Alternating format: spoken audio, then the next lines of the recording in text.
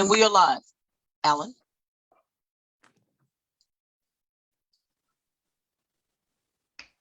Welcome. I am Alan Benson with the African American Initiative, known as AAI. We are pleased to originate and co-host this legislative summit during the 2022 legislative wrap-up. As many of you all know, AAI is a policy initiative organized in 2010, featuring a wide array of primarily African American stakeholders, leaders, and operatives that come together to discuss and address the issues that confront the African American community. The legislature meets every year on the first Tuesday after the first Monday of each January to consider new laws or revisions to laws that have significant impact on the people of the Commonwealth. While most often there are agreements, there are many areas where there is disagreement. This summit will give you unique insights from lawmakers as to where we stand as the legislative process comes to a close. Now, we are pleased to co-host this event with the Louisville Alumni Chapter of Delta Sigma Theta Sorority Incorporated and Psi Boule, a Sigma Pi Phi fraternity. We are also pleased that we are continuing our collaboration with AARP of Kentucky and WLOU Radio, who is simulcasting this event at 1350 on your dial and streaming on Facebook Live. This event will later be posted on YouTube. Now, AAI wants to give special recognition to the National Black Caucus of State Legislators for their continuing work on the front lines of our nation's capitals, fighting for truth, justice, and equality. At this time, we will hear from the president of the Louisville Alumni Chapter, Ms. Rosalind Ross Welch. Thank you. Hello all, and we are so excited that you could join us this evening for this phenomenal summit. My name is Rosalind Welch, and I am the president of the Louisville Alumni Chapter of Delta Sigma Theta Sorority Incorporated. I am pleased to co-sponsor this important legislative summit with AAI. Delta Sigma Theta Sorority was founded in 1913 on the campus of Howard University to promote academic excellence, to provide support for the underserved, and to educate and stimulate participation in the establishment of positive public policy. And that's why we're here tonight. Social action is the foundational principle of our sorority. And to that end, we engage with legislatures locally, on the state level and the federal level to advocate for policies that will benefit people of color, particularly those in historically underserved communities. We follow the actions of state legislature and work with our partner organizations to advocate for change where needed. We are pleased to be key members of the we are pleased that key members of the legislature are here today to share with us, and we look forward to hearing so much from you and to learn from this discussion. Thank you so much for having this. We will now hear from our moderator, State Senator Gerald Neal of the 33rd District of Kentucky. Thank you.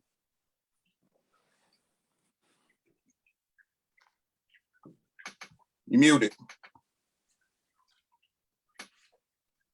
Thank you, Alan, and thank you, listeners and viewers for viewing and coming in to join us with respect to the AAI Summit 2022 Legislative Wrap-Up. I'm delighted to have individuals that I have worked with over the years. They have great insights into the subject matter that we will get into today to join us and to share these insights with you. The Kentucky General Assembly goes back for the last 2 days of the 2022 regular session, April 13th and 14th. So once again, there's a mixed bag of policy, and we always have this every time we come together, and some notable opportunities were actually missed. We did some good things, we did some things not so good. We refer to it as the good, the bad, and the ugly. So I'm very delighted to have my friends joining me here today. And first of all, what I want to do is introduce these individuals. First, we have the Senate Democratic Floor Leader, Senator Morgan Mcgarvey.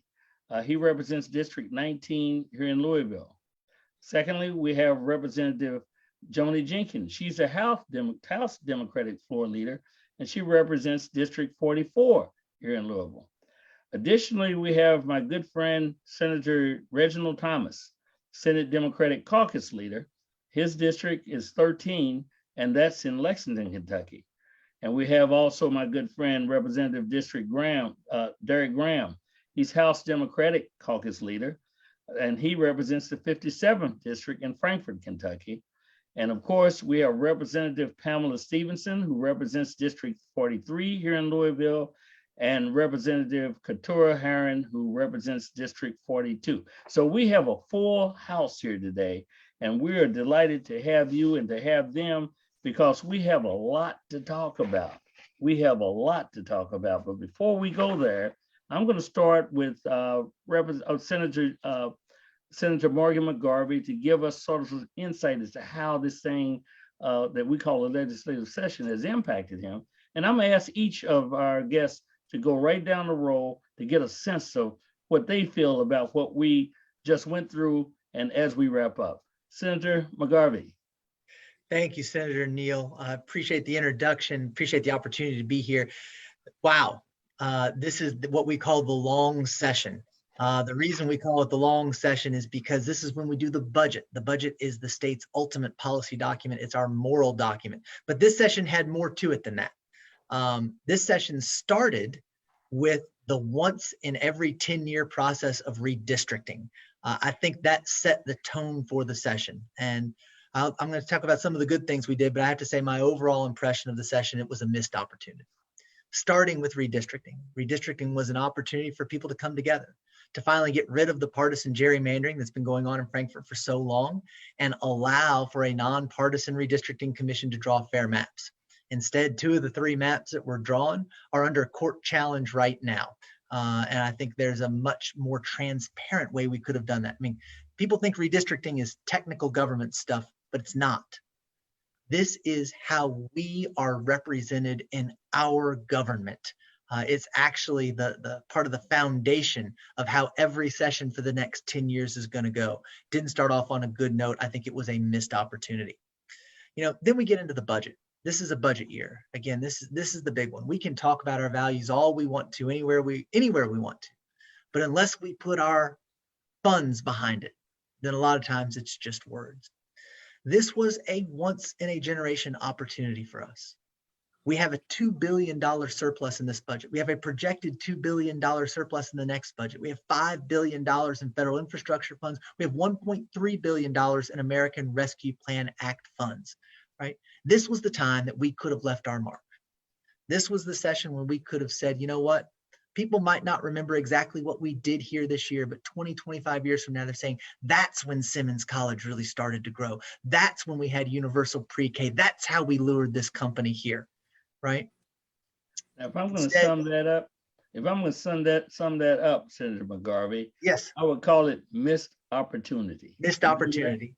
And so we did some good things. Social workers got raises. We had some more spending in education. But, I look at this, Senator Neal, as this was the session we could have talked about what can government do to help people. And we spent most of the time talking about what it can't do. So I want to teach kids in school, what kids can't play sports, what people can't get nutrition assistance. Well, folks, we just heard it strongly from the Senate side. I'm going to go over to the House side and the House leadership and ask Representative Joni Jenkins, Leader Jenkins, what impressed you or what struck you about this session, this long session that we just went through and only have 2 more days left? Thank you, Senator Neal, and thank you for the invitation to be with all of you tonight to talk about the important things that state government is doing that impacts everyone's life. And I would just say ditto to what Leader Mcgarvey said.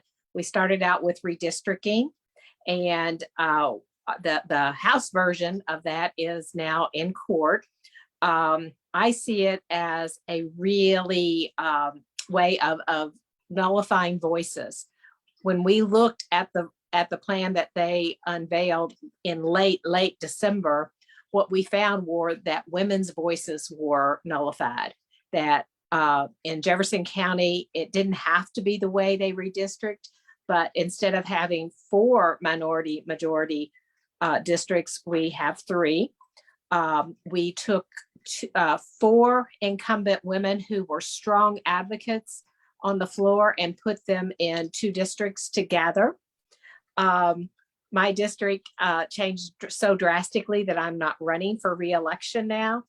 And we saw across the state that where women were very vocal, their districts changed drastically. So that started us off on a more of an adversarial, I think, relationship with the majority party. Then we went into, budget. The House historically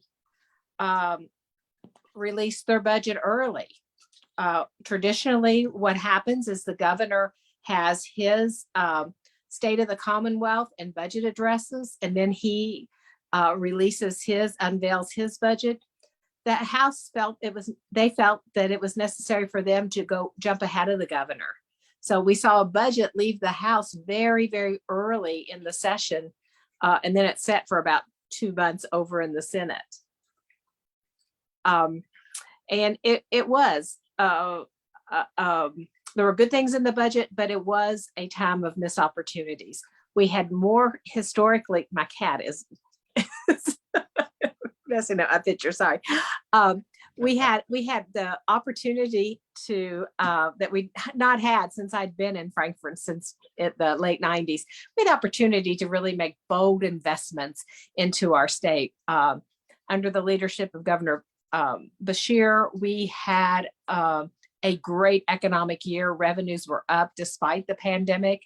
And we had billions of dollars that we could have invested in the state. And just like Leader Mcgarvey said, we could have looked back 20 years and said, what great decisions they made.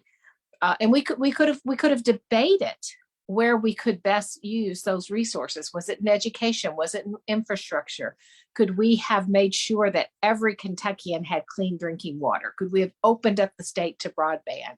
But we never had those decisions because they were all made behind closed doors. Lots of other, I think, really unfortunate bills passed. The governor has vetoed most of them. We will go back in on Wednesday and Thursday and deal with those. But we could have had universal pre-K. There are a lot of things that we could have done with this boom of money that we had. And again, I will echo, it was really a missed opportunity of a session. So we heard it again, missed opportunity. But we've also heard missed opportunity while a bunch of money was left on the table, unprecedented opportunity that wasn't taken advantage of it. If I summed up what you just said, Leader Jenkins. Senator Reginald Thomas. Senator Reginald Thomas is a caucus leader. Understand what a caucus leader does. It's like he sort of herds cats, so to speak. He sort of keeps the caucus in a framework where it's functioning so that the leadership has the caucus in such a framework where we are communicating as a body and sharing information. So Senator Thomas, what's your impression and what struck you most of all about this particular session? Well, Senator Neal, thank you for having me. And it's always good to be back with you. I hate to sound like a broken record, but I'm going to stay with my own theme that my floor leader, Senator Mcgarvey, has mentioned, and that House Floor Leader Representative Joni Jenkins has reiterated. This was missed opportunities. That you can't put it any better than that. I'm here to talk about the budget. So let me be myself and talk about some of the good things first. I don't want to jump into the negative right away. I think there were some good things about the budget. And I would say, I think the biggest positive about the budget is that we did put money back into the hands of state workers. On the area of social workers, for instance, who have been ignored for years. We're giving social workers, first of all, a flat $10,000 increase in their salaries, okay? And then on top of that, they're going to get an 8% increase in their salary. So social workers, we're finally recognizing their value and saying we're going to reward you for that. And we're doing something very interesting with social workers that we've never done before. We're basically giving these workers a sabbatical after 4 years. We're saying after you've worked 4 years, if you want to go teach school, or if you want to pursue those some other avenue of interest to you, you can do that. You can take a step back for a year and then come back. And I think that's a good thing, really, for the workforce in general, but especially for social workers who have to deal with so many heavy issues. We're doing that. We're giving money to Kentucky State Police. we're giving them a 10% increase in their salary. And for other state workers, we're giving them an 8% increase in their salary in year 1, and as much as a 12% increase in their salary in year 2, based upon what a study is to be formed by the Kentucky Personnel Cabinet as to the benefits of the work they do and how they compare with other workers. So go ahead. Yes. No. So what I'm hearing here is that we had some missed opportunities, but some good things happened too. Yeah, yes, I don't want to fail to highlight the good opportunities. There were some good things we did, and rewarding state workers was a good thing. But as been mentioned before, and I know I'm running short of my 3 minutes, so I'll just hit this. Our failure to adequately fund public education was really a missed opportunity, and we're going to regret that. The fact that we didn't fund at all universal pre-K. That was proposed by the governor, and that wasn't much. You only talk about $172 billion a year. And Senator Mcgarvey talks about the fact we have $4 billion to spend, and we couldn't find what amounts basically to like more than 2% of that to fund. We had enough money to fund universal pre-K for the next 20 years. And we didn't do that. Well, I'll stop here. I don't want to. I want you to hold that thought, because I want you. There's more I can talk about the budget, but that gives you some of the highlights, and again, some of the missed opportunities we just failed to address in this budget. Well, I want you to hold that thought, because I want you to come back later on in the discussion and talk about why that pre-K is so important. I've heard that twice now, from the House side and the Senate side in the context. Now we have Pamela Stevenson, representative of District 43 in Louisville. Welcome, Representative Stevenson. What was it, just go to your gut, what was it that struck you most of all about this session that we're closing out? It was dismal. Now, we just came out of 2 years of a pandemic, social injustice, weather, tornadoes, cities destroyed, people destroyed, and we had the unique opportunity to put Kentucky back together better than when we started. And we didn't do that. We let down people that depend upon us to make sure that we move from the bottom of all these lists to the top of these lists. And we didn't do that. Instead, what we did was allow people's pet projects and pet desires to take over for the good of the people. Every day, when we're in session, we say the Pledge of Allegiance, and right across the banner, it says, "In God we trust." And most of the time, we took actions that would interrupt democracy, interrupt "In God we trust," interrupt "United we stand, divided we fall," interrupt anything good that would make sure that we Kentuckians come out stronger.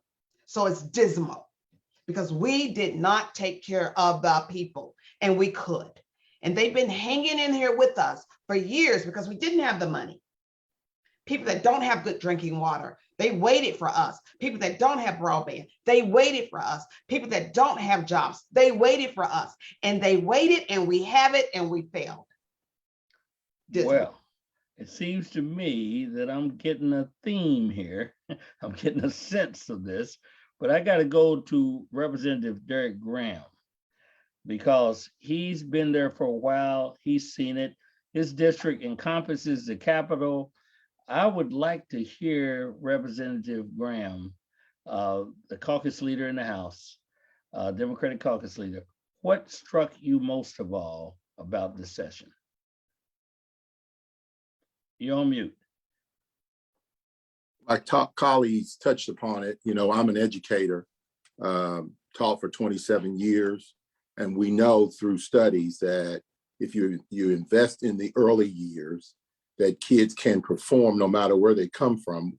With that foundation, they can perform better as they move through the process of going through elementary, high school, and even to college. So we missed out on that in a certain case of not with pre-K, universal pre-K. But I want to touch upon something that is very near and dear to me and to you and to most of us in the General Assembly, and that's Kentucky State University. And so we had a charge the university needed $23 million and $18.5 million for the school to be able to get through this year and the following year in terms of helping the university get back on track. And so what we were able to do, instead of the 5-year process that they had requested, the General Assembly put it down to 3. With the understanding, I think the language is in there, as the university continues to progress, it can move to 5%. And we can talk about that. Yeah, I want you to get into more depth of that when we get in the conversation. When we talk about that. And then But the what other thing struck that, you? Yeah. Go ahead. And Go ahead. so the other thing that I think is probably the most important for all of us is terms of our democratic process. And everyone has talked about it already, the leader in the Senate, leader in the House. But I was one of those ones who decided to take it to court. And we're in the process of that. But I just want to give you an idea as to how bad the congressional districts and our districts are. And I gave this example in when we talked about it. If you start going from Lexington, which is in the 6th congressional district, and then you want to drive over to Louisville, you go through 5 out of 6 districts, congressional districts, within an 80-mile radius. And there's only So 6. It's only 6, and the only area that we're missing is Eastern Kentucky. Hmm. But if you come through Frankfort, if you come through Lexington and Woodford County, you in the 6th district. When you get to Frankfort, you are in the 1st district. When you get to Shelby County, you are in the 4th district. If you get to Eastern Jefferson County, you are in the 2nd district. And if you get to downtown Louisville, then you'll be in the 3rd district. That is ridiculous. That's ridiculous. And so I think that is one of the most important things that we have to address, not only for the congressional districts, but in our House district, which Representative Jenkins just talked about. And so as we move tonight, you know, I'm wanting to talk about several issues that have been brought up, but I think the bottom line is, and I agree with all of my colleagues, is that we did not take the opportunities of moving Kentucky way ahead than what we've ever been able to do before. And I think in the long run, it will come back and it will hurt us as a Commonwealth. Thank you for that. And now we have Representative Keturah Herron, who represents District 42. Keturah, you're an individual that's got significant experience in the legislature before you became a representative. I'm really interested in how you took this first session. This is your very first one as a representative. How did you read this session? What struck you most of all? Thank you so much, Senator Neal, for hosting and for having me. Just for folks to have some context, I was sworn in on February 28th. So my involvement in the session was right in the middle, right in the thick of things. And so as what, you know, my colleagues have spoken very clearly about some things that we did not get that we would have liked to seen. So I don't want to go on there, but what I do want to say about what struck me is most of my work has been around social services, work around the justice system, and the 4 committees that I was assigned to this session. The first one is elections and constitution amendments, agriculture, license and occupation, and local government. And I say that because what I've realized in this short period of time, that there's a lot of important things that happen in those committees. For instance, local government, anything that happens with fire, the fire department, police, public works, planning and zoning, that is going to come out of that committee. When we're talking about agriculture, we know statewide, Black farmers have been left out, that Black folks are really trying to get their land and start to farm. Those things are going to come through those committees. License and occupation, anything that we're talking about, real estate, alcohol and beverage control. And so for me, the highlight for me was getting to know and understand what these other committees do. The work that I've done before as a policy strategist and a lobbyist was on those social justice issues. And so I am excited to continue to learn and work. But I will say this, there's one bill in particular, House Bill 44, that was passed. And that bill makes sure that students are able to take mental health days. And so that was a piece of legislation that I think that was great. And so I will expand upon that as something that I would like to see some other things further along that line around mental health and making sure we have more mental health providers. But those are my highlights, things that I'm excited about. But we do have a lot of work to do, and I look forward to doing that with you all. Well, I'm gonna tell you something. You raised a very critical area there, because there were more students there actively dealing with the legislature than I can recall. I saw a lot of activism, a lot of professionalism with these students. I mean, they're very sophisticated in the way they approach that. And you just named one of them, the one that's related to House Bill 44. Look, I'm gonna switch around a little bit because it's poked its head through all of this discussion we've had so far, and that's this: the budget. The budget is the most important policy statement that we can make. We all know that.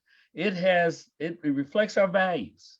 It's what we are. It's who we are. And we just framed it inside of a series of missed opportunities. What I would ask each of you to do is to think about it. I'm gonna start with Morgan.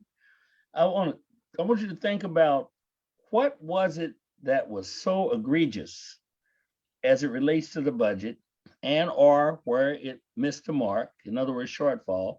And then I'm going to flip it. I want you to say something about and share with our audience what was important that happened that was reflected in the budget. So I'm going to ask each of you all to go there. So I'm going to start with Morgan, and I'm going to work my way around this. And I'm going to ask Reggie to just go to those two points, because we're going to come back later on, and I want Reggie to go in depth on the budget. So Morgan, we're gonna get informal here for a minute, if it's okay with everybody. So Morgan, what was the plus? What was the good, and what was the bad and ugly? This is when you don't want to go first, because you're thinking about the entire budget and picking something out. But no, I'll start with the bad. We've talked a lot about how it's a missed opportunity. I don't think we've gotten really into the details of why that is. I'll give you an example why I think it's a missed opportunity. We are spending over $1 billion in this budget to give a tax break to the wealthiest Kentuckians. You're spending over $1 billion to give, I should say, a further tax break to the richest and wealthiest Kentuckians, and it will hurt. We talk about not just the poor, this will hurt working middle class families who are trying to make ends meet. Instead, we could have used that $1 billion to grow our economy. We could have used that $1 billion to educate our kids, for workforce development, for putting our entire state forward. That would have generated even more revenue, that then we could have talked about some of these things. And when I talk about these tax cuts, you remember, since we're being informal, we're informal all the time. We're all, we all know each other and work together on a day-to-day basis. Right. Gerald, that tax plan that was introduced was brought into committee at 12:45 p.m. No one had ever seen a copy of it before. No one had ever seen it. By 2:37 p.m., it had been voted off the floor of the Senate. It was a 208-page bill where every word on every line of every page mattered. It was done in the dark. It was done without consultation of even their own members, right? This tax policy needs Democrat voices, Republican voices, urban voices, rural voices, Black voices, white voices. It needs input from everybody if we're going to be successful. It didn't there. That is a missed opportunity in the budget. What's a good thing about the budget? And I'll wrap up. Good things about the budget. I was really happy to see us invest in more of our social services, in our social workers, in our state employees. You look at a place like Maryhurst, which does such wonderful, good work in Kentucky. They're paying their employees $11 and $13 an hour when you can make $19 an hour for stocking shelves at Walmart, or $21 working at UPS, or now I saw $24 an hour working at Target. These are super important jobs, taking care of some of our most vulnerable people in the state. We have to be able to compete with the private market to make sure that those functions are still in place. This budget gets us toward that, which I think is a good thing. Thank you for that, Joni. What do you think? What was good and what was ugly? You're on mute. I was trying to outsmart my cat. I think, you know, certainly the investment made in our workers. I was disappointed that we did not mandate raises for our teachers. There were more spending for education, and the Republicans said that local districts would have more money and they could make the decision whether or not they were going to raise teacher salaries. I thought that was a mistake. I think we should have mandated that put the money in the budget for that to happen. I think it's important. I think one of the things that I was really interested in, because I've done so much work with kids in state care, that we increase the daily rate for those facilities that take care of our most vulnerable kids that have so many challenges, and residential facilities have been asking that for years. I want to just kind of piggyback onto what Morgan said about the tax reform, which was a tax break to the wealthiest. I had a conversation with a family member. I do have family members that have money, and said to my family member, I said, well, I guess you were glad to get that, you know, cut in personal income tax. It would really help you probably. And he said to me, he's like, you know, I'd rather see my potholes fixed. I'd rather make sure that, you know, the fire department comes to my house, that the police come to my house if I call them. Yeah, we're getting a little bit more money back, but, you know, I'd rather see government take that money and spend it in a way that helps not only us, but everybody. So I think that if we had not done House Bill 8 in the dark of the night, and we had let more Kentuckians from all over the economic landscape talk about what they wanted from state government and what they wanted from their taxes, I think we could have come up with a better plan. Reggie, you're on mute, Reggie. Yeah, no, I've got it, Gerald. Gerald, I've already talked about what I think the positives are in the budget. So in answering your question, you know, I'm going to talk more about what the missed opportunities and where I think we really fumbled the ball here. And that's in pre-K. You know, I've been a staunch advocate of universal child education since I came to the legislature. And the reason being, Gerald, we hear a lot about achievement gaps, and that tends to dominate the discussion when we talk about the failings of public education. But the reality is that's not a failing of public education. That's just a reflection of our society and the economic diversity that exists within our society. Because you have children, Gerald, and I said this earlier today when I was on a weekly radio station I do here in Lexington. You have children that come in kindergarten, Gerald, with a 300-word vocabulary. They have a total of 300 words on the first day of kindergarten. And yet in that same class, Gerald, there are students who sit right next to them with a 3,000-word vocabulary. And that's because of the variety of incomes we have that come to public schools, the parent resources, all of that. So the achievement gap, Gerald, really begins in first grade. And I think it was Joni who made the point, it may have been Morgan, one of them, maybe both of them, that studies show that your best investment in education, Gerald, really is not in higher education.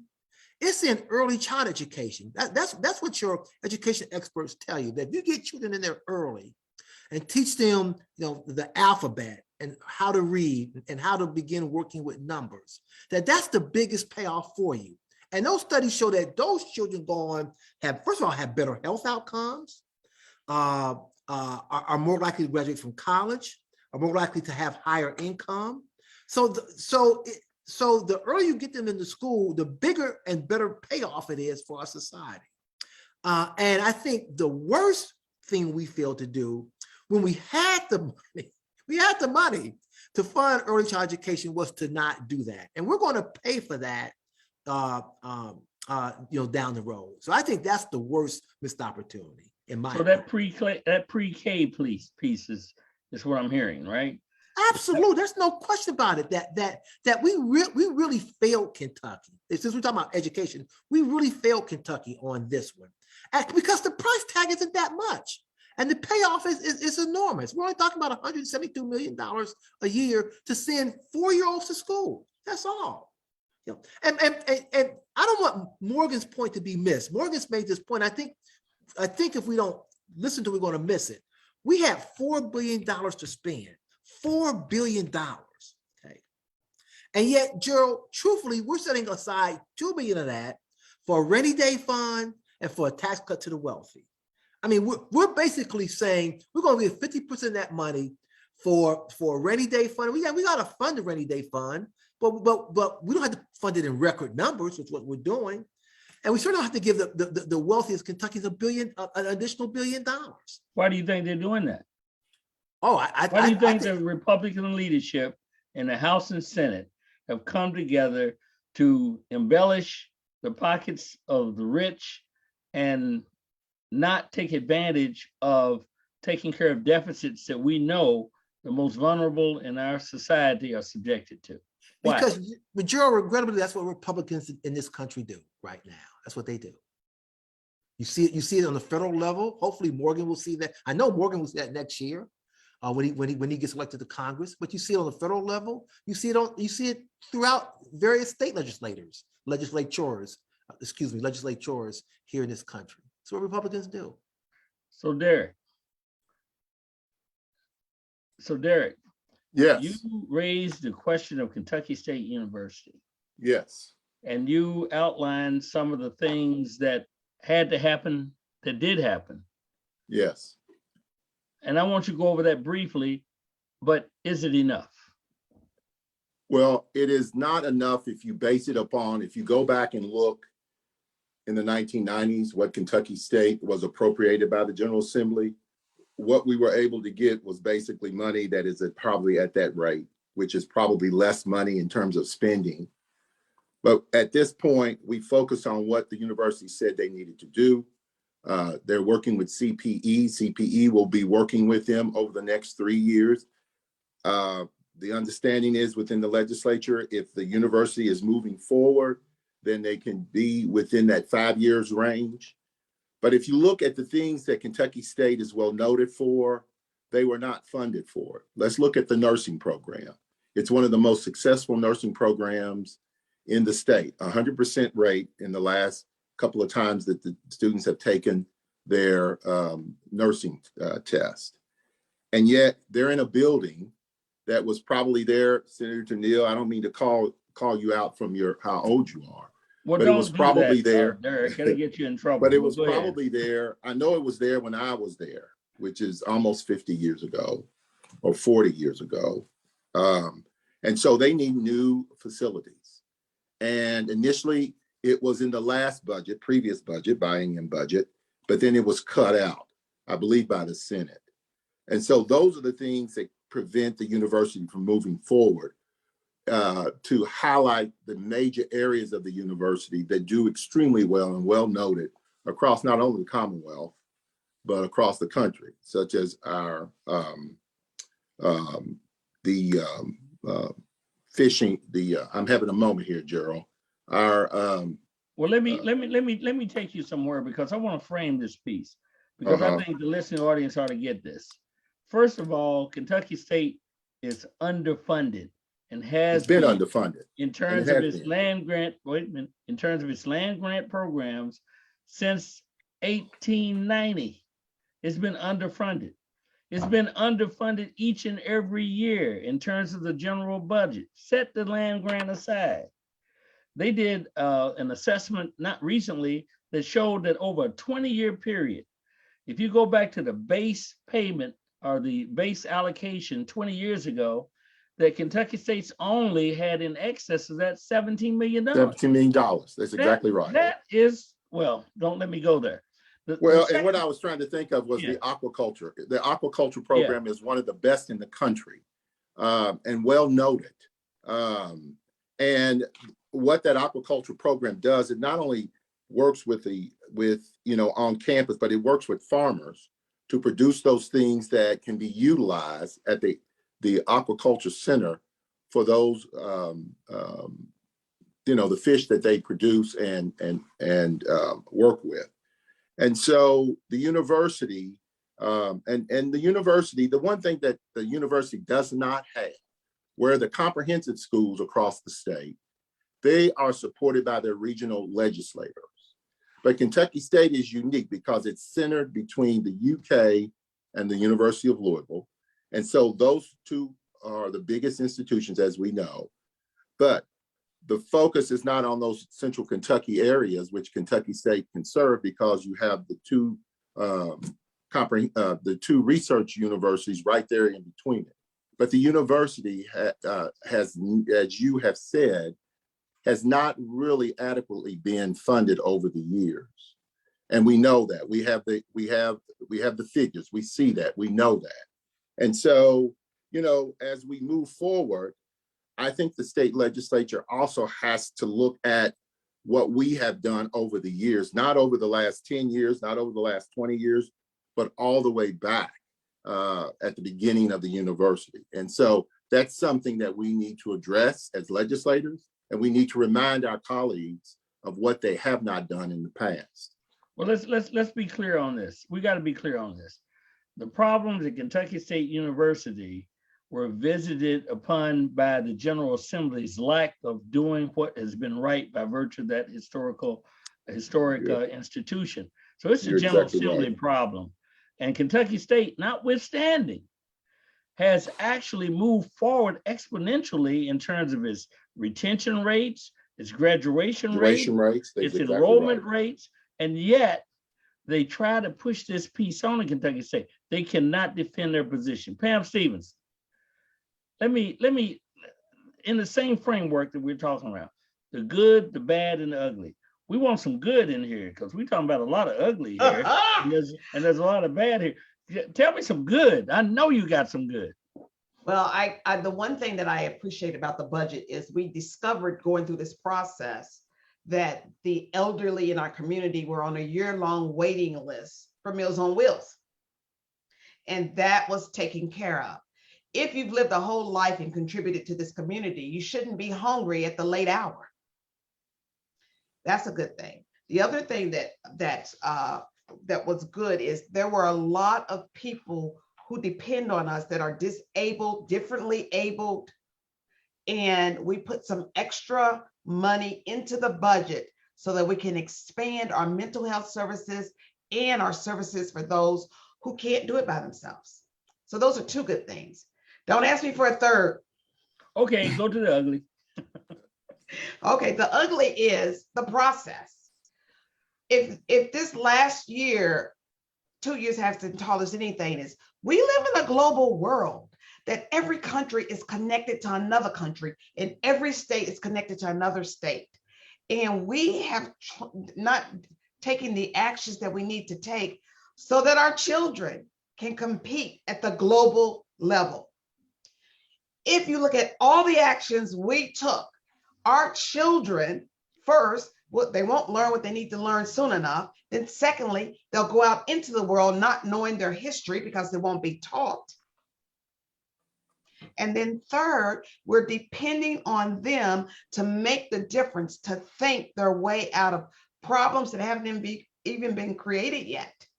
And we're not teaching them to think. We're not funding teachers. We're not funding schools. We're not funding pre-K. We don't put our money where our mouth is. Got you. So Keturah, you spoke of House Bill 44 and what was good about that. I know you found something else that's good.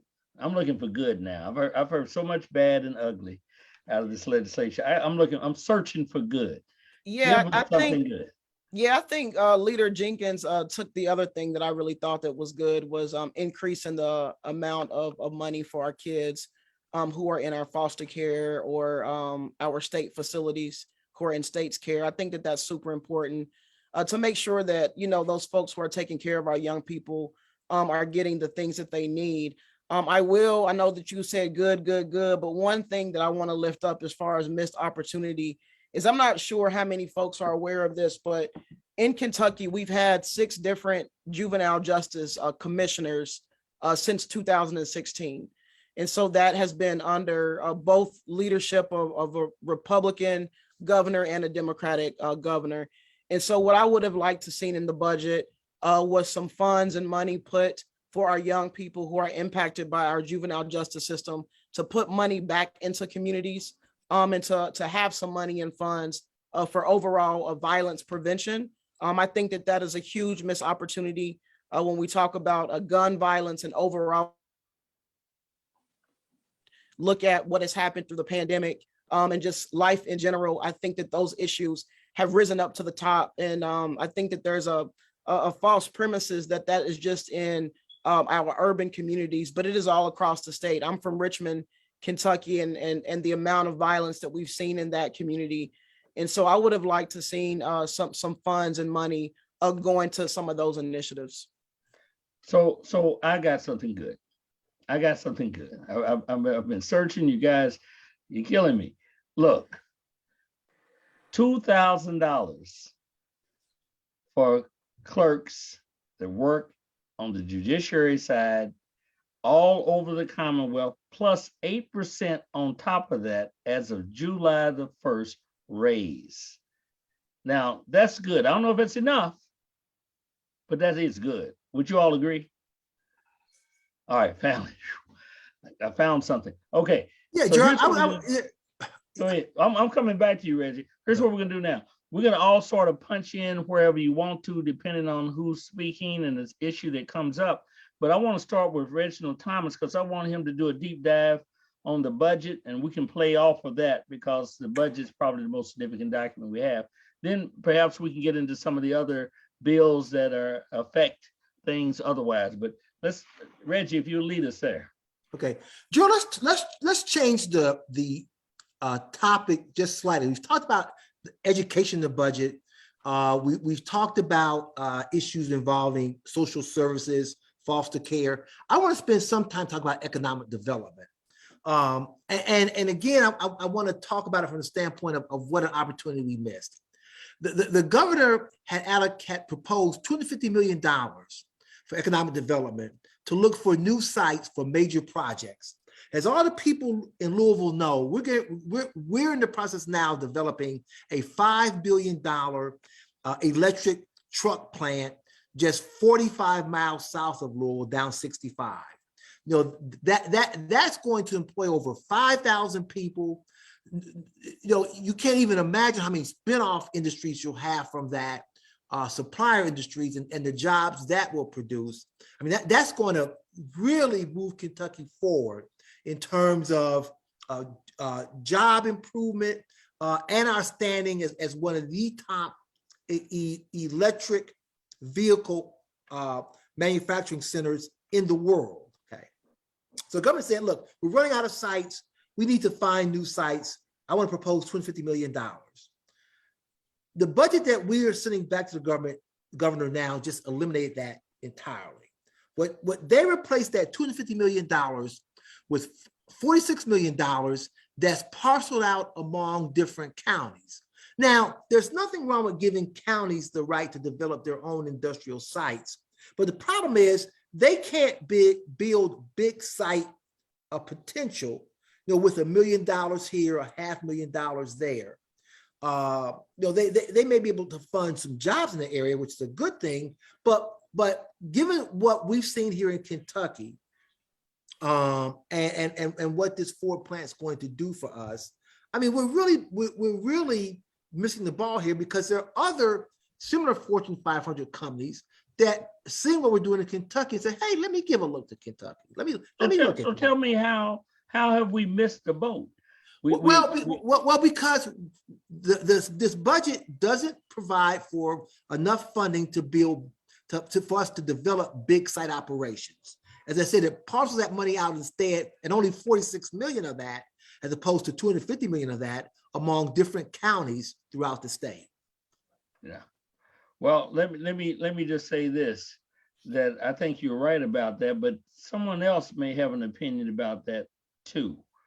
The governor is, and you have to say this governor, despite the environment he's functioning in, has done an extraordinary job. I mean, I don't know any other way you can look at it.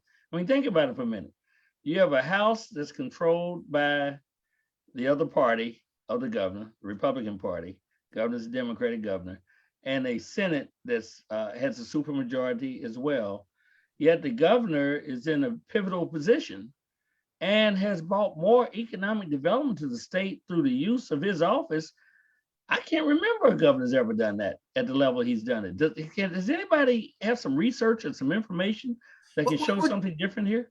Well, John, I don't want to dominate the conversation, but I have some research. What Governor Beshear has done since he's been in office is he's added 18,000 jobs to Kentucky. That's the highest number we've ever seen in 1 year by a governor. In terms of raw numbers, that's the record he has set for Kentucky, and just in his first year of office. Anybody else on that? Because I want to switch on to something. What I'd like to follow up with is the nature in which the House and the Senate Republicans are tying the governor's hands. And I'm not a lawyer, but there is a system of separation of powers and checks and balances. And I do think that the legislature has taken too much on itself and taking away the powers, the traditional powers that every governor, regardless if they've been a Republican or Democrat, whether or not some of these bills that they have passed are constitutional. So there's several of you here who are lawyers. I'd like to see your take on what you think if the General Assembly has overreached in its powers between us and the governor. Morgan? Yes. I mean, and I say this, we're all legislators. I'm a legislator. I believe in a strong and independent legislative branch. We are the policy-making body. We set the policy for the state. We appropriate. That's the fancy word for we spend the money, right? We determine where it goes. But we have to have a strong executive branch to carry out the policies we set, to determine how this, if we put however many $1 million or $1 billion into Medicaid, how that's actually given out by the cabinets, how it makes it to the people who need it. We need a strong executive branch to do that. We need a strong executive branch in a time of emergency. The Kentucky General Assembly can only meet between January and April in even numbered years, and January and March in odd numbered years, right? So when a tornado strikes 250 miles of West Kentucky, it's the governor that administers those funds. It's the governor that puts the emergency management team into response, right? The governor needs to have appointments on these committees and boards. The governor needs to have that executive power. And you see the legislature trying to take it away. And I think the reason they're trying to take it away right now is because they don't like the governor. You didn't see him do this when Matt Bevin was governor. And arguably they should have if they were going to do it at all. But they didn't. And so I think they've overstepped. I think they're overstepping in other ways too. We just saw the Kentucky General Assembly sneak through in the dark of night a bill that would allow any licensed attorney to carry a gun in the courtroom. And they're not allowing judges to say otherwise. Think of all the adversarial, sometimes dangerous situations happen in court. Look, people go to court. We've got Colonel Pam on here and Gerald. We got a bunch of lawyers on this call, so I'll stop talking. But I mean, look, a courthouse is where people go because they couldn't resolve a dispute between themselves on their own, right? And we're saying as a General Assembly, judges, you can't decide what happens in your courtroom. What if the judges start ruling how we can dress on the floor of the Senate? Right? I think that's an overreach. I think we're getting into the lane of the executive and the judicial branches and not staying in our own lane where we should be strong, independent policymakers, but leave it at policy. Well, I'll tell you one policy that we instituted some time back and embellished on it. We said everybody can carry a gun. It can be hidden. It doesn't make any difference. There's no rules or regulations. You don't have to be trained on it. But as long as you're not a convicted felon, you can carry a gun. If you you got to be 21, Reggie, I guess, to do that. But we have a proliferation of guns in our cities and in our rural areas, And yet it seems like we're trying to enhance and increase these numbers for what? Somebody. And in Joni. one instance, Yes. on the House floor, we actually had an argument. They presented an argument that a parent had bought a gun to a high school basketball game. And I'm like, well, what did you think they were going to do, given that you said that anybody can have a gun at any time? Where are they going to take it? To a restaurant? Don't be surprised when you get bitten by the rules that are not for the greater good. Yeah. And the other part, I want to piggyback on what Morgan said, is our very existence is depending on the separation of powers. A strong judiciary, a strong legislative branch, a strong executive branch. And when you have a legislative branch that takes all the emergency powers from the governor, the only full-time professional, and then you say to that person, you can't use state funds to challenge anything we might have done illegal. You start down this road that erodes the democracy, the promise of America, and the unintended consequence is the chair will have no legs. So when somebody sets their bottom on it, it's going to fall. You know, one of the questions was raised by one of the listeners at WLOU. Raise a question. We got kids running around with guns, and we've set these policies where people can have it, but kids still don't have the authority, the permission to carry guns, even under these laws. But you find a proliferation of guns. This is a problem that's bigger than Kentucky, isn't it? We just pile it in and just go along with the flow, creating more guns on our streets. And these youth, they're ending up in youth's hands and others' hands. How do we stop that, guys? Is there a way? Yeah, I'll jump in. It's very interesting that we started talking about guns right now. Just recently, I think it was yesterday or the day before, there was something on the news that talked about the Biden administration are looking to make these guns called ghost guns illegal. And basically what it is that you're able to order these pieces and parts of guns off the internet and assemble your own guns, and there's no way to trace them. They don't have any type of serial numbers.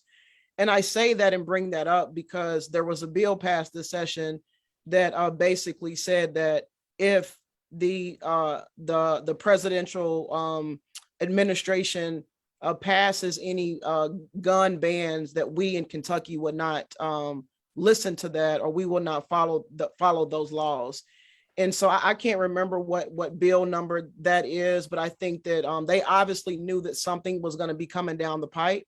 And so I do think that we'll see a ban on these ghost guns on a national level. But we here in Kentucky have just passed legislation that said that we will not follow any type of federal bans on any type of guns. And so we have a huge issue.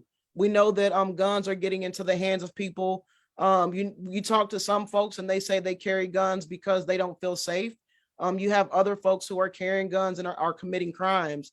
And so I think that that obviously that's an issue that is near and dear to my heart, and that I really want to work on to find solutions.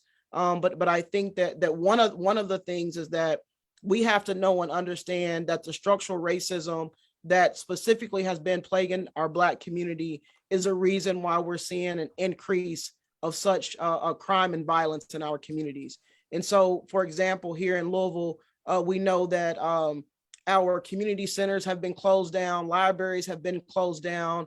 When you take away those things from young people, they will say to you, we want to belong to something.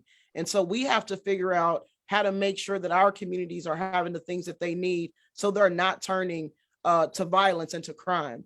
And so it is going to be a huge issue to tackle. And I think it's going to take all of us from all disciplines to really think about it. But I think that we also have to think about it from a public health approach. I think that we've been dealing with this from a criminal legal approach, and we know that incarcerating more people does not solve the issues. And so I look forward to working on these issues in the future with folks. Let me say now, the WLOU listening audience, it was to be with us just for the first hour. We're going to go on another half hour. I want to thank WLOU for simulcasting with us and those individuals for joining us. We will do this again. Applause, applause. Thank you so very much. Now, I think that's a very strong point you just made, but I want to jump on another one because there's a lot of stuff to talk about. Charter schools. Everybody wants charter schools, right? I see people chomping at the bits. Give me a charter school, else my kids will go crazy. Now tell us the real story. Well, Joe, let me begin here because as you know, I was quite vociferous in my opposition to charter schools when we dealt with I think it was Senate Bill 6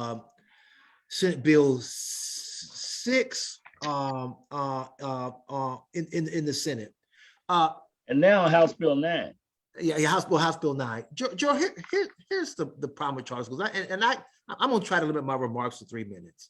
Number one, in this state, you can have for-profit charter schools. Okay, what that means is that based upon the terms of the contract, the for-profit charter could be able to retain everything that they purchase in the school, the desk, the books, the software, and the building. They can end up owning all of that through the terms of the contract. Okay, and so that is the biggest ripoff. We talk about bad things in this discussion. They siphon off the money. The worst thing in the world would be to take public dollars that are TIF education and transfer those public dollars into private ownership. I mean, that's sure. I mean, that's just so outrageous. I have to laugh to avoid crime. Okay. Then in addition to that, Gerald, they can cherry pick their students. Okay. If you read the language, they don't have to take free and reduced lunch students. They don't have to take students with disabilities. Now, they may be able to take them according to the language, but they don't have to. They can cherry pick their students. You know, they talk about this lottery system, but when you have a lottery system and it's already rigged as to who's eligible in the lottery, that's not too much of a lottery system. Okay. And then on top of that, Gerald, if it's not bad enough, the teachers are subject to the same regulations, same reporting requirements, same owners restrictions. You know, Couture talked about teaching history. They aren't limited by what they can teach in schools. Okay, they have the freedom and the flexibility to teach how they want, you know, to whom they want, when they want, that public school teachers don't have. So I contend when I can pick my teachers, I can pick my curriculum, I can pick my students, and I can own everything that's in that school. You know, I'm bound to do a better job than what your average public school is going to do. So absolutely, yes, Gerald, I think public schools, the way it's designed here in Kentucky, it's just opening the coffers of public schools and saying, for those who want to start charter schools, come in and we'll give you whatever you want and you can keep it for the rest of your life. Hold on. Oh, go ahead, Derek. What I was going to say is, if you take that money that you're putting in those charter schools, you can really take that money and invest in pre-K. If you look at what you were talking about in terms of the kinds of students, they are going to cherry pick because they want the best and the brightest. But here's what people don't understand. Right now, it's focused on Jefferson County and Northern Kentucky, but that's just to get their foot in the door. If people think eventually down the track, that particularly in Eastern Kentucky and far Western Kentucky, where the community is centered around those high schools, eventually that's what's going to happen. They're not going to stop just in the inner cities or the urban areas. They're going to start going into the rural areas. Let's make sure people understand. In this bill, what they did was mandated that Jefferson County and a school in Northern Kentucky have charter schools and that they use their resources to make sure that those schools are funded. Exactly. Because remember, when they passed the charter school bill a couple of cycles ago, not anybody stepped forward for a charter school because there was not a funding stream that they could identify. And they, this whole thing about, dissipating the monies in public schools, we don't have enough anyway. But now what they've done is mandated it. In other words, Jefferson County and some Northern Kentucky school will have to take its funds to promote a charter school that could do all those things that you just said, and in the face of a mixed outcome across the United States of America. The proof and examples of the deficiencies are there.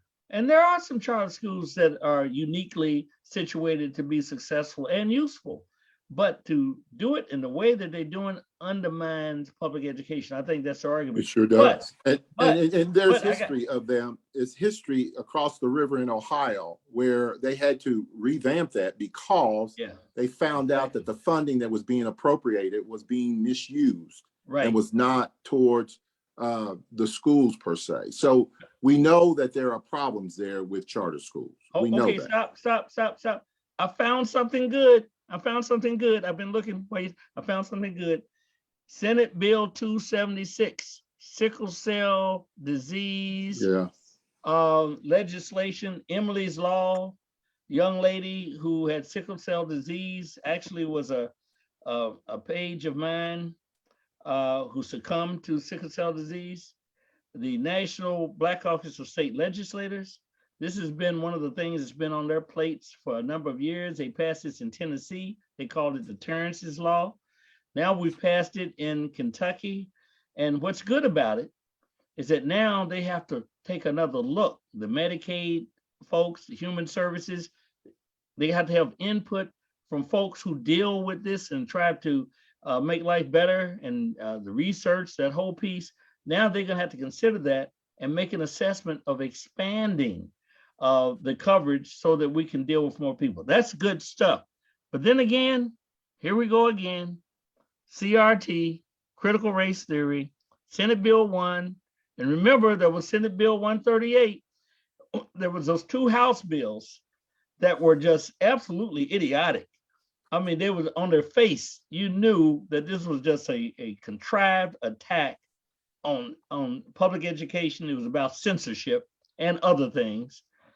And then the Senate passed 138, and it wasn't as draconian as those two House bills, three House bills actually over there.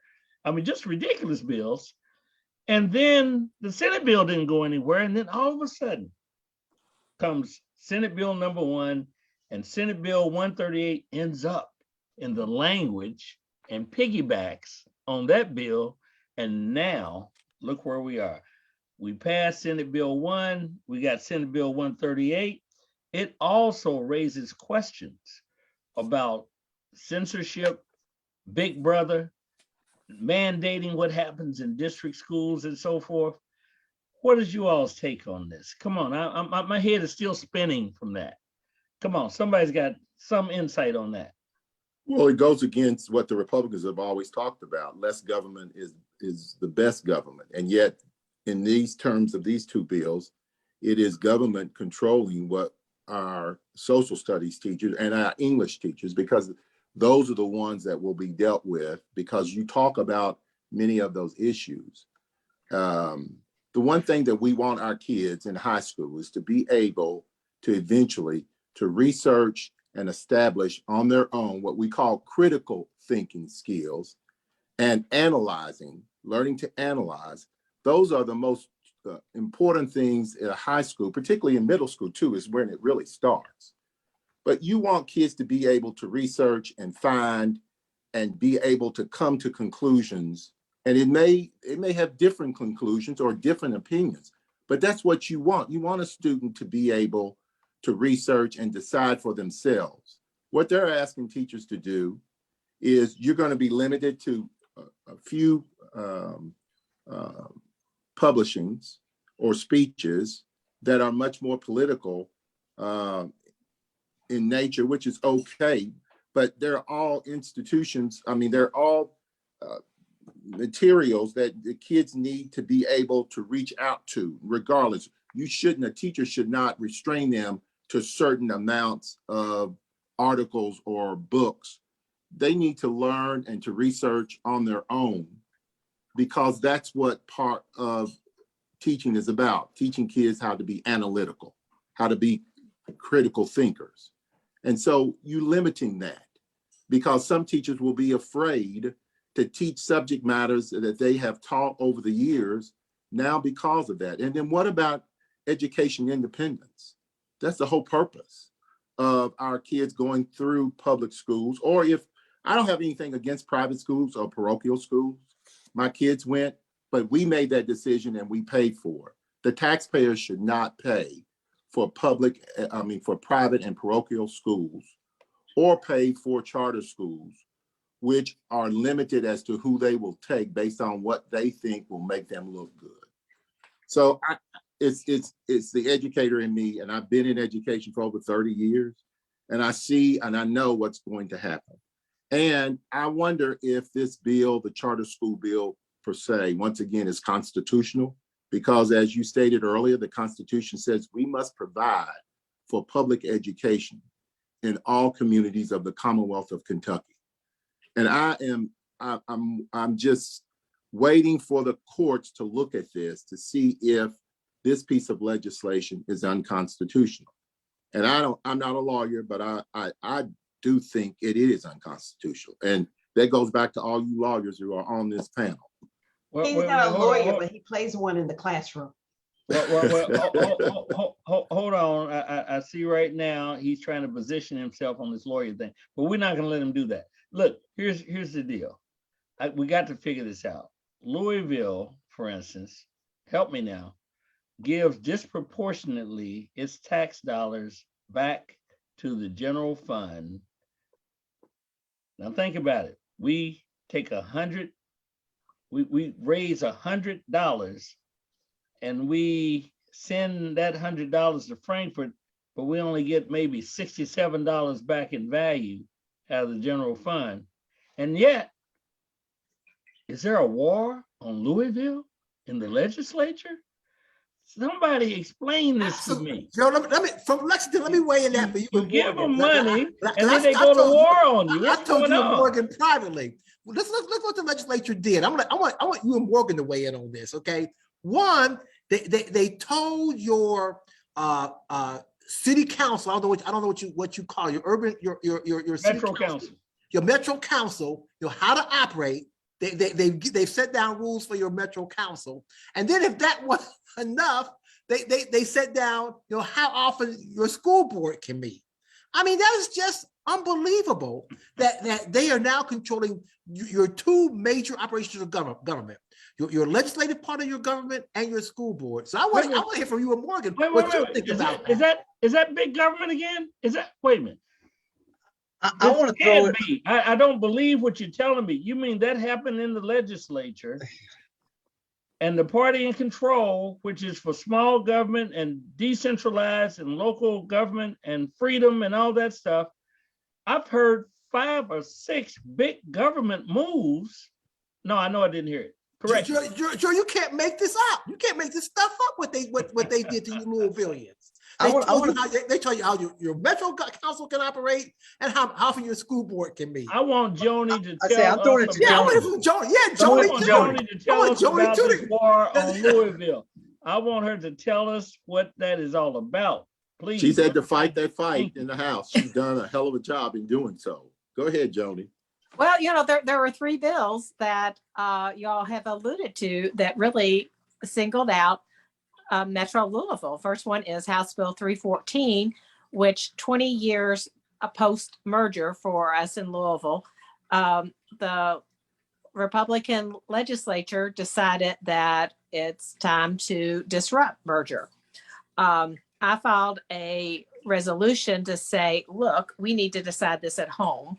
And I called on the new mayor elected, who will take office in 23, and the new council, half of which will be or up now, to come together in 23 and really talk about where we are in merger and what is the next steps. But House Bill 314 passed. It looks a little different than it passed from the House, which said that we are going to open up annexation and creating more small cities. We have Morgan, Gerald, 84 4 small cities now in Metro Louisville. And it seems like the basis of this is Lake Forest, a very affluent area out in the East End, wants to be their own city. And from everything that I can assume from this action is they don't want their money paying for the urban service district, which is West Louisville.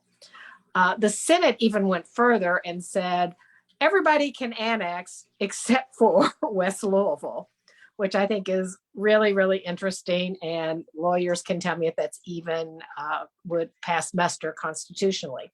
Senate Bill 1, which we've talked about, which added a CRT light bill to it, also added a provision that said how often the Jefferson County School Board can meet. And then we have House Bill 9, the charter school bill, that says there will be a charter school in West Louisville, taking all that decision away from our superintendent and our school board. And I think, boy, 3 strikes you're out. There is a war on Louisville. Well, a big government war on Louisville, it sounds like. I think you're talking about a couple of things. So there are governmental vetoes. So let's explain how that works. So we have 2 branches of government, right? 3 branches of government. And we pass policy, we pass the laws, and what happens then? They go over, if the House and the Senate agree, they go where?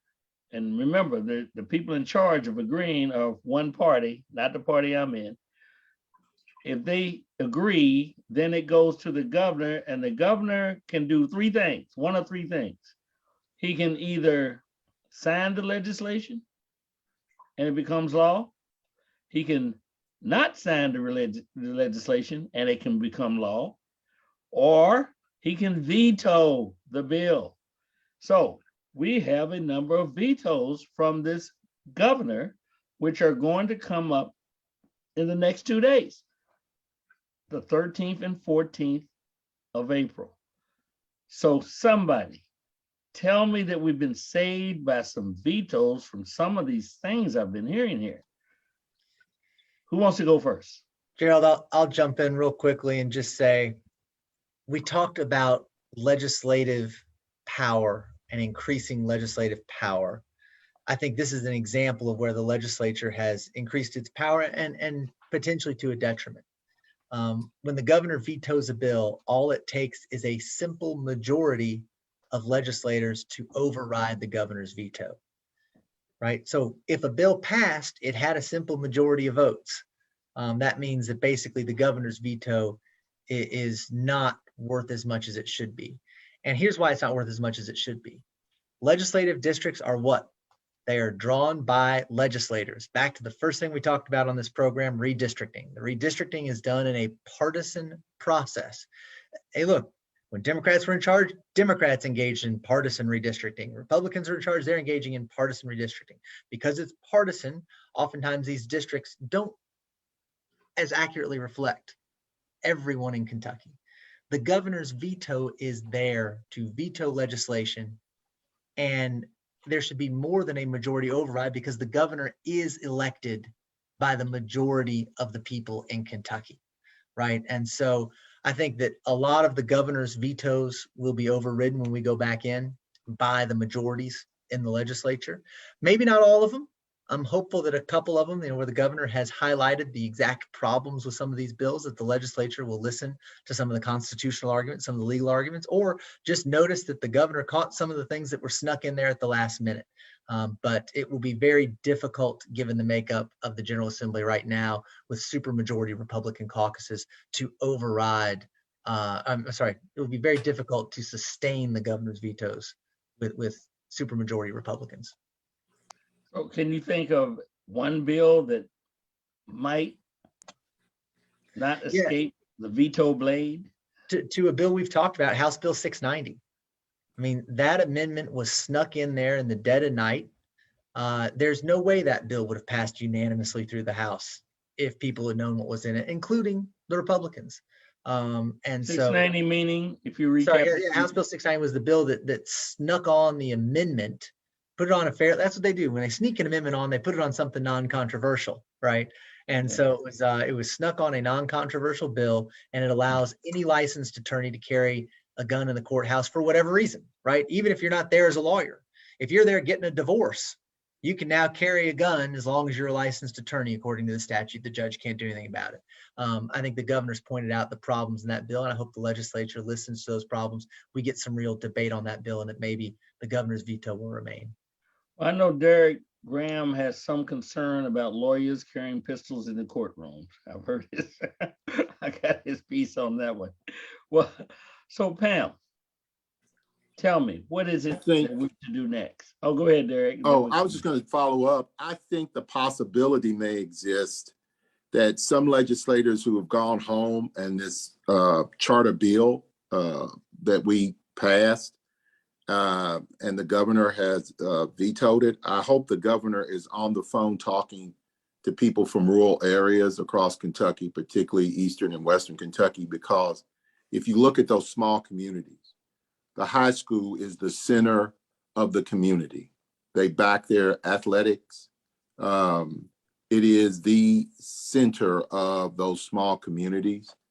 And I do think because the vote was very close, that I would hope that the governor is making those phone calls to Republicans in rural areas of Kentucky and put pressure on them, as well as superintendents who are in those small communities, to call their legislators and ask them to support the governor's veto. I don't know. I'm just saying, based on the count that was taken in the House, the possibility may be there. I don't know. There may have been some members, and we all know the process. We vote one way, but we really want to vote the other. And so if it looks like it's going to pass, you can vote no. There may be that instance. I don't know. But I think the governor, for public education and to protect our public schools, I would hope that the governor is doing that and talking with members of the House in particular. Pam, lead us out of the wilderness. I know you have the solution to all these problems. Take us there.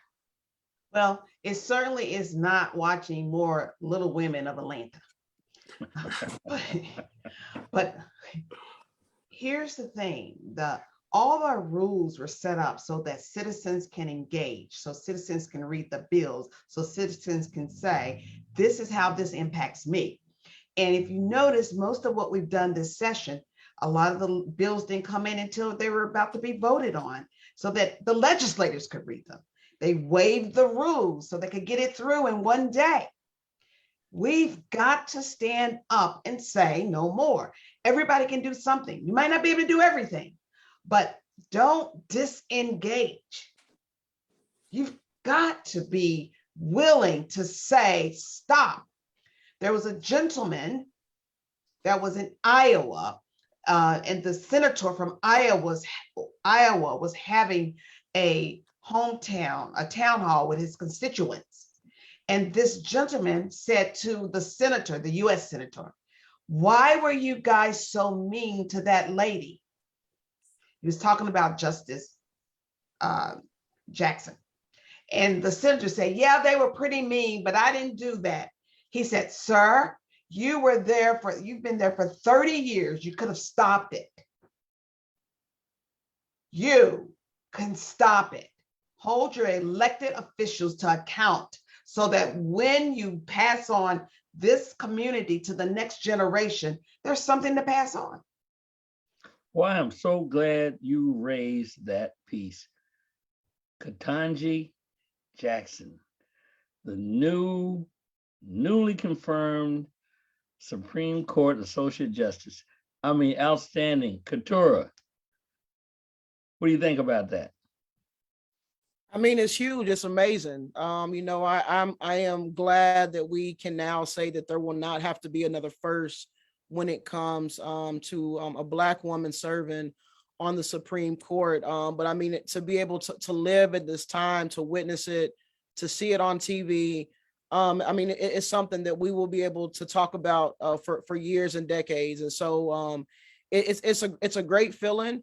But, you know, we still have more work to do. And you know, as Colonel Stevenson said, I just encourage folks to get engaged in your community, that we as legislators, we as elected officials, we cannot do this by ourselves. And it is up to you all to be engaged in the process, and to also, if someone is not doing what they said that they were going to do, is to find someone else and take their seat and vote them out. And so this is going to have to take a collaborative effort to make change here in Kentucky. But Judge Ketanji Brown gives me hope to continue to do this work. And it is an honor to be able to serve with you fine folks. Representative Graham. 30 seconds. Can I just add one thing? Go ahead. Kentucky was the first in something. Kentucky was the first state to make the last day of February, the day connecting Black History Month with Women's History Month, a day to honor Black women. And you did a resolution on that. And we did a resolution on it. All right. And we're the first state. We're setting the way. So I'm very happy about that.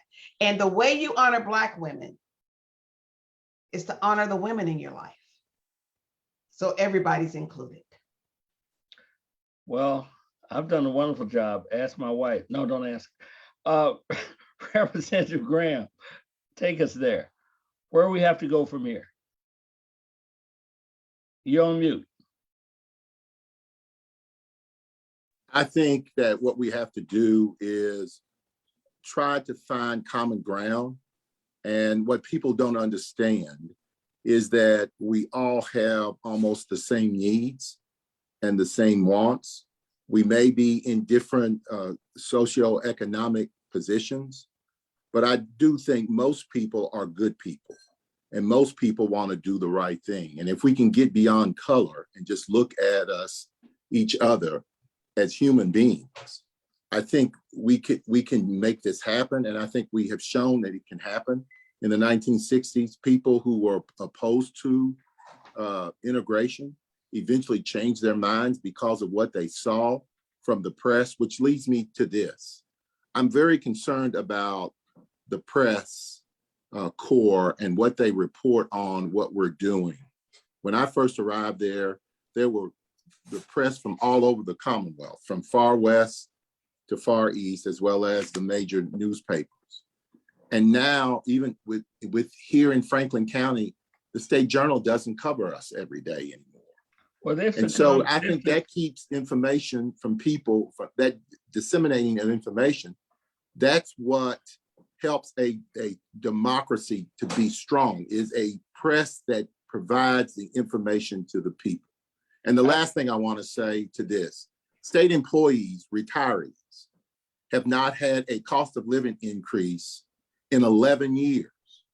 So all those people who are working for us now were trained by those retirees who are now making the same thing in their retirement system, what they were making 11 years ago. That time is short. That is not right. That is not right, and it's not what we're supposed to do as legislators or as people. Senator Thomas, where do we go from here? Well, Joe, I think it's been said quite eloquently. There are two things I got to do, and I can say those quickly. First of all, I'm going to give a shout out one more time to Representative Joni Jenkins, the House Floor Leader. Joni, I want to tell you that since even before I came to the legislature, but since I've been there, you have been a legislator's legislator. You have done immense work in your role as a legislator, and I've had the highest respect for you. And I'm going to miss you. And that ain't going nowhere. And I think somewhere, somehow, we ought to give a tribute to the work that you've done as a legislature. And then also to Keturah, the youngest member here.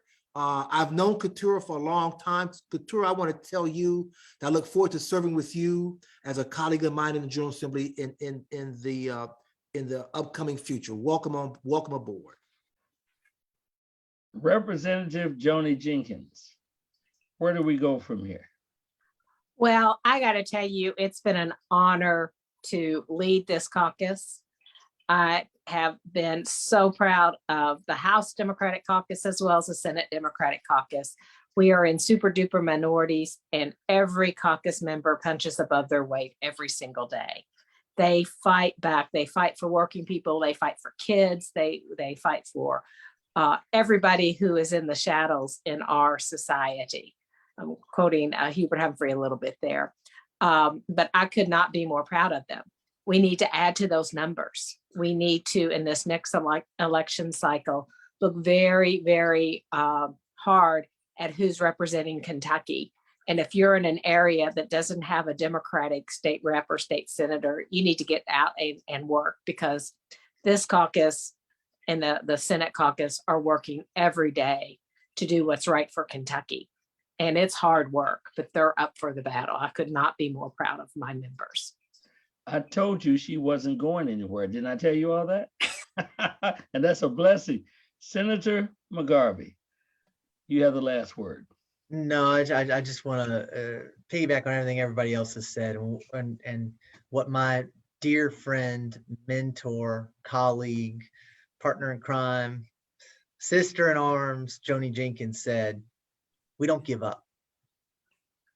We move forward. We do not give up, because the working people of this state, people who are working to put food on their plates, to make a better lives for themselves, to get a good education, to see a better planet, job, world for their kids than they see today, they're depending on us to make sure that the policies are in place to make that happen.